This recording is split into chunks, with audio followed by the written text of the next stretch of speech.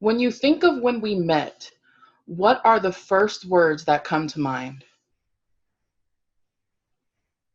Think of when we went. The first words that came to my mind was,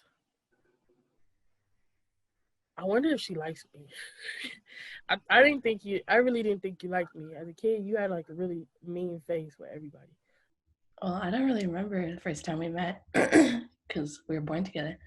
Um, I didn't even cross my mind to really talk to you at the time because I was, with someone, of course, Um, but it didn't take long at all. Once you told me who you were, and we hung out a little bit, then instantly, my feelings changed for you. So I just thought you were this amazing woman. There was no distinct like first impression or like first feeling. It was like, oh, Maddie's she's like in the same boat as me now. Like, oh, this is awkward. Yep. Like, Friendship, trust, and love. Okay. Oh, wow. Okay, show me the scariest face I make when I'm angry.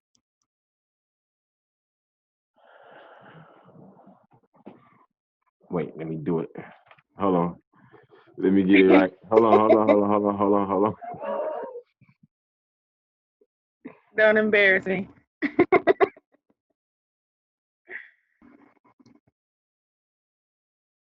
That's your Yeah, face. that's about right. Recently, when have you been the most worried for me and why?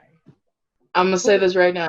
Um, I get the people you're with, Tioni. I get it, and it's a cultural thing. It's the area you live in. I get it, but then at the same time, I'm like, why put yourself? And I know, and you basically just said it previously. It's like even if it's bad company, you want company because you were hurting. But at the same time, hanging around with some people could get you killed.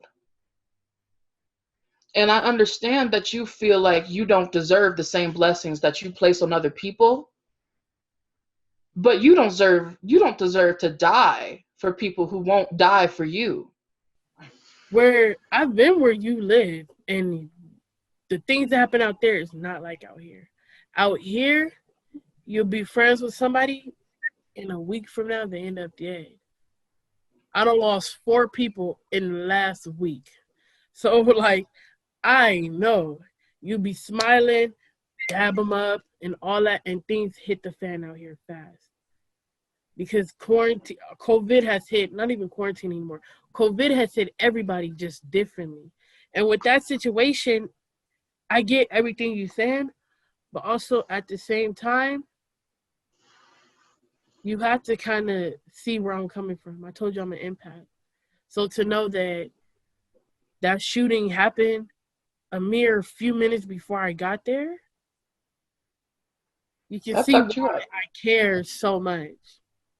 Yeah, But because you felt his feelings. yeah, but necessarily you haven't really lived out here in this age group that you're in to see how bad it is, and it's really like that. Even people dying from gun, they either dying from this gang violence, dying from these drugs, dying from the police, or they locked up.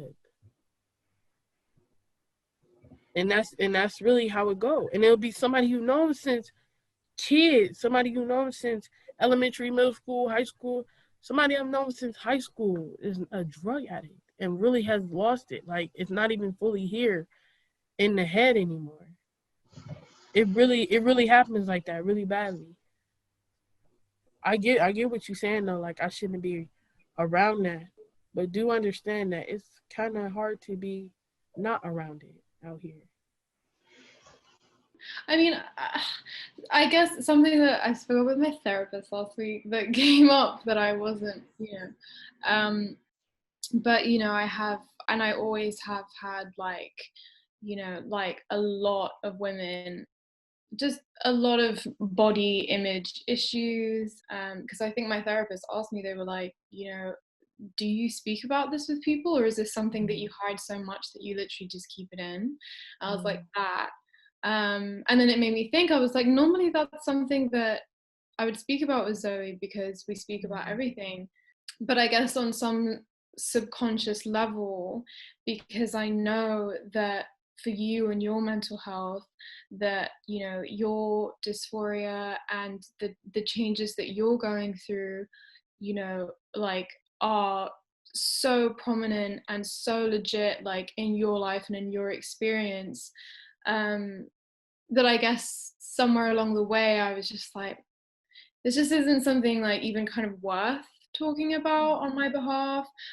Not on any reflection of like you, but you know, because it's almost like this is something that I should be able to deal with, and something that I should be able to get over and you know, process, and you know, like, this is my body and this is the way that I look, and I should just, you know, accept it. But that actually being super toxic, because I just end up like holding it in so much that that yeah, I guess it ends up feeling really lonely, you know. Wow. So that. Wow. I mean, my first reaction was to be like, I'm sorry that you felt that way but I'm gonna refrain. I think that, I mean, apart from the fact that, oh gosh, I'm trying to take the fact that I feel like sorry out of my response, because because there are other aspects to it too.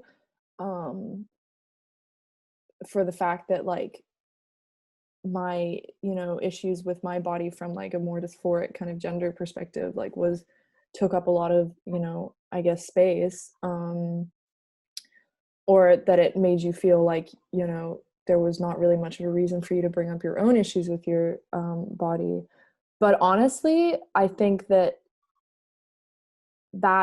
answer has opened up a lot for me, because aside from the gender stuff, like, I can relate to the fact that I also don't want to talk about my issues with my body and the aspects of my body that, from just like a completely societal patriarchal point of view, that I don't like and that I sometimes despise. And it does definitely play in with the gender dysphoria or whatever it is, dysmorphia. Oh gosh, I mean, so many different titles for things that are kind of unexplainable, but it plays so much into it, and I would so invite you to speak about your struggles, because that is also just how we heal each other. I don't know if it's because of pandemic or just like events over the summer. I just have like a lot of anxiety like day to day, and that's like hard to deal with.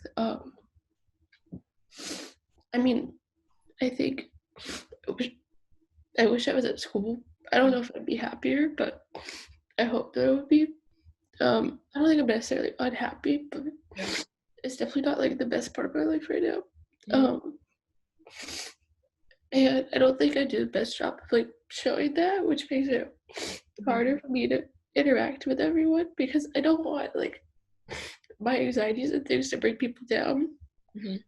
But like it affects me, and so I don't always know how to like address it with other people, and I think that's why like a lot of times I get angry or frustrated easily, because I'm just like so anxious all the time. And I think that's just like a consequence of that. So like I'm trying to deal with it, and you know, I'm trying to like go to therapy and stuff. So I think it's just like a combination of like the pandemic and just other events in my life. Yeah. All happening at once, and I think that's hard for me. Or like not being able to see my friends, and it just makes it really hard. Because I don't have any like normalcy in my life. Yeah. I know. When did you fall in love with me? I fell in love with you in the beginning. 2 months in, when we started talking. Ever since, I had those positive affirmations you sent me about college. I knew something was going to go well. And then I started to think about the future and think about us as a whole together, learning how to handle our problems. And you were just like one of the nicest women, kindest women I ever met. And we were just very much alike. And I just grew fond of that and very close that I was going to let you go. And basically how the way you talk and hold yourself basically showed me that you're like a different type of woman. And I just love every part of it. That's why I fell in love with you.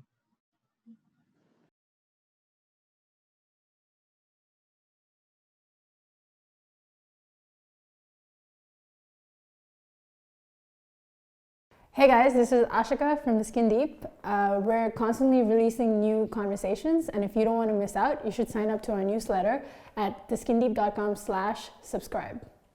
Thank you.